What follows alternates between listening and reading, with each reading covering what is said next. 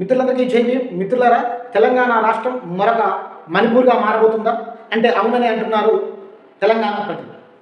తెలంగాణ సుభిక్షంగా ఉన్నటువంటి తెలంగాణను చర్చిలపైన దాడులు చేస్తూ జన్వాడ గ్రామంలోని విచక్షణ రహితంగా చర్చిలపైన దాడి చేసినటువంటి ఆర్ఎస్ఎస్ తీవ్రవాద మూకలను కనీసం వారిపైన చర్యలు తీసుకోకుండా హోంశాఖని తన దగ్గరే పెట్టుకున్నటువంటి రేవంత్ రెడ్డి గారి పైన చాలా జనాలకు అనుమానం అయితే కలుగుతూ ఉంది. విచక్షణ రహితంగా దాదాపుగా 10 నుంచి 20 మంది వ్యక్తులను విచక్షణ రహితంగా 300 మంది ఆర్ఎస్ఎస్ తీవ్రవాదులు, ఆర్ఎస్ఎస్ కార్యకర్తలు వచ్చి విచక్షణ రహితంగా దాడి చేసి వాళ్ళ ప్రాణాలకు రక్షణ లేకుండా చేస్తే సాక్షాత్తు తెలంగాణ నడిబొడ్డు నుంచి కూతవేటు దూరంలో ఉన్నటువంటి బాన్స్వాడ గ్రామం ప్రజలు ఆహాకారాలు కూడా విననటువంటి ఈ తెలంగాణ ప్రభుత్వం పైన యావత్ తెలంగాణ సమాజానికి అనుమానాలు కలుగుతూ ఉన్నాయి. రేవంత్ రెడ్డి గారు సాక్షాత్తు సీఎం గారి దగ్గర హోంశాఖ ఉంది, కానీ ఇంతవరకు జనవాడ ప్రజల పైన ఎంత దారుణం అంటే చిన్నపిల్లలు బాలింతల పైన, అదేవిధంగా కనీసం నడవలేనటువంటి స్థితిలో ఉన్నటువంటి వికలాంగుల పైన కూడా లాఠీలతోని, రాడ్లతోని, రాళ్లతోని దాడి చేసినటువంటి వ్యక్తులను కనీసం పరామర్శించడానికి వెళ్ళినటువంటి డాక్టర్ ఆర్ఎస్ ప్రవీణ్ కుమార్ గారి పైన అరెస్ట్ యత్నం చేశారు, అరెస్టులు నిర్వహించారు. ఇటువంటి అక్రమ అరెస్టులను, ఇటువంటి గుండాగిరిని రేవంత్ రెడ్డి గారు కనసాగలో జరుగుతుందా అనేటటువంటి అనుమానం రాష్ట్ర ప్రజలకు కలగడం ఉంది. మీరే కదా తెలంగాణ ప్రజలు స్వేచ్ఛావాయువును పీల్చుకోవచ్చు, తెలంగాణ ప్రజలు ప్రజాపాలన పెట్టి పత్రాలు సేకరించడం కాదు, ప్రజాపాలన పెట్టి షోపుటప్ చేయడం కాదు, ప్రజల వద్ద ఉన్నటువంటి సమస్యలు, ప్రజలు మాకు ఈ సమస్య ఉందిరా భయ్ అని పోతే పరామర్శించడానికి వెళ్ళినటువంటి డాక్టర్ ఆర్ఎస్ ప్రవీణ్ కుమార్ గారిని మీరు అరెస్ట్ చేయడం ఇది ఎంతవరకు న్యాయం అని ప్రజలందరూ ప్రశ్నిస్తూ ఉన్నారు. అంటే ఆర్ఎస్ఎస్ కనుసైగల్లోనే మీకు ఆర్ఎస్ఎస్తోని సంబంధ బాంధవ్యాలు ఉన్నాయా అనేటటువంటి అనుమానం ప్రజల్లో కలుగుతూ ఉంది. అంటే మా ప్రజలు దళిత బహుజనులు, దళిత బీసీ బిడ్డలు, దళిత ఎస్సీ బిడ్డలు, దళితులైనటువంటి క్రైస్తవ బిడ్డల పైన దాడి చేస్తే మీకు ఈరోజు సరదాగా సంబరంగా ఉందా అనేటటువంటి ప్రశ్న ప్రజలు అడుగుతా ఉన్నారు. ఇంతకంటే దారుణం, ఇంతకంటే దౌర్భాగ్యం ఎక్కడైనా ఉంటుందా? మీ అసెంబ్లీకి కూతవేటు దూరంలోనే కదా ఉన్నది. అంటే మీకేమన్నా రేవంత్ రెడ్డి గారు మీకు ఒకవేళ రెడ్డి అనేటటువంటి ఒక కులం అడ్డొస్తుందా? ఈ దళిత బహుజనుల దగ్గరికి నేనెందుకు పోవాలనేటటువంటి ఏమైనటువంటి అభిప్రాయం ఉందా? ఈ దళిత బహుజన బిడ్డల ఓట్లతోనే కదా మీరు గెలిచింది.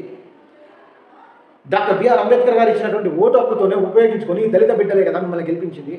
ఏ అరాచక పాలన అయితే, ఏ నిరంకుశత్వ పాలన అయితే, ఏ అనగారిన వర్గాలను అనగదొక్కే పాలన మాకొద్దు అని చెప్పి మిమ్మల్ని నమ్మి గద్దె పైన కూర్చోబెడితే వాళ్ళని ఈరోజు కనీసం పరామర్శించడం కాదు, వాళ్ళకి జరిగిన అన్యాయాన్ని ప్రశ్నించడానికి వెళ్ళినటువంటి వ్యక్తులు కూడా మీరు అక్రమ అరెస్టులు చేపిస్తున్నారంటే ఏమనుకోవాలండి? ఇటువంటి అక్రమ అరెస్టులు మీరు ఆపకపోయినా డాక్టర్ ఆర్ఎస్ ప్రవీణ్ కుమార్ గారి మీద ఈగ కాదు అగ్నిగుండంగా మారుతుంది. మరొక తెలంగాణ ఉద్యమం తెరలేస్తూ ఉంది. యావత్ తెలంగాణ ప్రజలంతా కూడా చీకొడుతున్నారండి. మందాకృష్ణ మాదిక్ గారు మీకున్నటువంటి ట్యాగ్ని దయచేసి తీసి ఆ బీజేపీ కండవను కప్పుకొని బీజేపీలో జాయిన్ అయ్యి ఆర్ఎస్ఎస్ వాళ్ళ క్లాసులు చెప్పండి. దళితుల మీద అన్యాయంగా, అక్రమంగా తీవ్రమైన గమనకాండ జరుగుతూ ఉంటే, దళితుల్ని ఊచకోత కోస్తూ ఉంటుంటే, మనకు మణిపూర్ను తలపిస్తూ ఉంటుంటే మీరు అక్కడ కూర్చొని జాతీయ మహాసభని మీరు తాకట్టు పెట్టిన రోజులు పెట్టారు. మా ప్రజలకు, నా జాతి ప్రజలకు అన్యాయం జరిగితే నేను ప్రశ్నిస్తాను, నేను గొంతుకైతాను మీరు మొత్తుకుంటున్నారు కదా. మరి ఈరోజు ఇక్కడ నీ జాతి పిల్లలు చనిపోతూ ఉంటుంటే, అక్రమంగా అరెస్టు చేస్తూ ఉంటుంటే, దారుణంగా విచక్షణ రహితంగా రాడ్లతోని, లాఠీలతోని దాడి చేస్తూ ఉంటే, రాళ్లతోని కొడతా ఉంటుంటే కనీసం నోరు లేదండి మీకు? ఎందుకు ఇంకా జాతి పేరు చెప్పుకొని కాయలు అమ్ముకొని బతుకుతారు? నీ స్వప్రయోజనాల కోసం వెళ్తే నువ్వు వెళ్ళండి. అందరినీ కూడగట్టి వాళ్ళందరినీ తీసుకొని పోయి జాతి పేరు చెప్పుకొని తాకట్టు పెట్టి ఎందుకు అమ్ముతున్నారు అన్న అద్దంకి దయాకరణ మీరు కూడా ఇంతకంటే దారుణం లేదు. కాంగ్రెస్ పార్టీని, రేవంత్ రెడ్డిని వీళ్ళని ఏదంటే ఎమ్మటే స్పందించే మీరు కనీసం ఒక ప్రెస్ మీట్ పెట్టడానికి ఏమైందన్నా? ఇంత దారుణం ఉంటుందన్న అద్దంకి దయాకర్ గారు. ఇదంతా కూడా అయితే జనంలో ఉండేటటువంటి ప్రశ్న ఏం తలెత్తుందంటే వీళ్ళందరికీ నా జాతి రక్తమేనా అనేటటువంటి ఒక ప్రశ్న తలెత్తుతూ ఉంది. యావత్ సమాజం ఆలోచిస్తూ ఉంది. మందాకృష్ణ మాదిక్ గారు, అద్దంకి దయాకర్ గారు, చాలామంది ఉప ముఖ్యమంత్రిగా ఉన్నటువంటి బట్టన్న గారు, ఒక్కసారి మీరు ఆలోచించండి అన్న. మీ బిడ్డలే కదా వాళ్ళంతా, మన బిడ్డలే కదా, దళిత బహుజన బిడ్డలే కదా. కనీసం వాళ్ళ మీద ఒక ప్రెస్ మీట్, ఒక మాట మాట్లాడడానికి మీకు ఏమైందన్న? మీరు అదే రిజర్వేషన్ మీద కదా మీరు గెలిచింది. ఈరోజు అసెంబ్లీలో కూర్చుంది వాళ్ళ కష్ట ఫలితమే కదా. ఎందుకు కనీసం ప్రశ్నించేటటువంటి లక్ష్యం లేదు? మీది కూడా మా రక్తమే కదా. వీళ్ళది మా రక్తం కాదా అనేటటువంటి ప్రశ్న జనానికి తలెత్తకముందే, జనమంతా చీత్కరించుకోకముందే, జనమంతా మిమ్మల్ని హేళన చేయకముందే ఒకసారి స్పందించండి.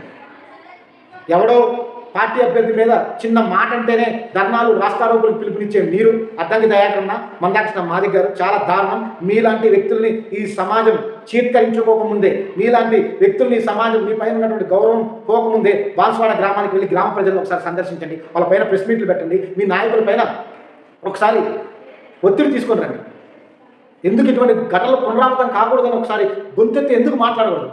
ప్రజల పక్షాన ఉన్నటువంటి ఏకైక గొంతుగా, ప్రజల పక్షాన ఉన్నటువంటి ఒకే ఒక గొంతుగా ఆ గొంతును కూడా నిలిమే ప్రయత్నం చేస్తున్నారనంటే మీకంటే దుర్మార్గులు, దుష్టులు ఇంకొకరు ఉండరు అని ప్రభుత్వాన్ని చీత్కరించుకొని ప్రభుత్వాన్ని హేళన చేసేటటువంటి కార్యక్రమం జరగకముందే ఒకసారి స్పందించండి. ముఖ్యమంత్రి గారు ఒకసారి స్పందించండి. అట్లాగే మన జాతి బిడ్డలు రిజర్వేషన్ల మీద మీరు పార్లమెంట్లోని అసెంబ్లీలో అడుగుపెట్టినటువంటి బిడ్డలు ఒకసారి ఆలోచించండి. మీకు సంబంధించిన వ్యక్తులు ఒకవైపు చిత్రవద అనుభవిస్తూ ఉంటే మీరు మాత్రం రాజభోగాలు అనుభవించుకుంటా డాక్టర్ బిఆర్ అంబేద్కర్ గారు పెట్టినటువంటి రిజర్వేషన్ భిక్ష పైన మీరు గెలిచి నా బిడ్డలు అన్యాయం జరుగుతుంటే మాట్లాడకపోతే మీకంటే ఇంకా నేను ఏదే పదాలు ఉపయోగించకూడదు.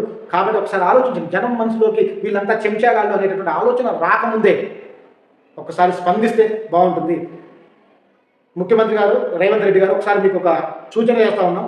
దయచేసి సమాజంలో ఉన్నటువంటి ఏకైక ప్రతిపక్షం, ప్రజల పక్షాన మాట్లాడే వ్యక్తి డాక్టర్ ఆర్ఎస్ ప్రవీణ్ కుమార్ గారి మీద ఈగ వాలిన రాష్ట్రం అగ్నిగుండమైంది. తస్మాత్ జాగ్రత్త. దళిత బహుజనుల ఐక్యతను మీరు చూడలేకపోతే, దళిత బహుజనుల కోపోద్రేకానికి మీరు గురి కాకూడదు అంటే, మీ ప్రభుత్వానికి చెడ్డ పేరు రాకూడదు అంటే, ఏ జోడో యాత్ర అయితే చేస్తున్నారు రాహుల్ గాంధీ గారి మీద మీకు ప్రేమ అభిమానం ఉంటే ఒక్కసారి ఆలోచించండి, పునరాలోచించండి. మేము ఏం చేస్తున్నాం? సాక్షాత్తు మాజీ అడిషనల్ డీజీపీ గారిని, ప్రజల పక్షాన ఉన్న వ్యక్తులని, గొప్ప నాయకుడిని, నిస్వార్థమైనటువంటి నాయకుడిని ప్రజలను పరామర్శించడానికి వెళ్తే మీరు అరెస్ట్ చేస్తారండి. తస్మాత్ జాగ్రత్త. లేదంటే ప్రజలందరూ ఏకమై మిమ్మల్ని గద్దెదించి వేరే ప్రాంతం వాడు మోసం చేస్తే తరిమి కొట్టండి, మన ప్రాంతం వాడే మోసం చేస్తే గోయి తీసి గోతిలో పాతి పెట్టండి అని చెప్పారు.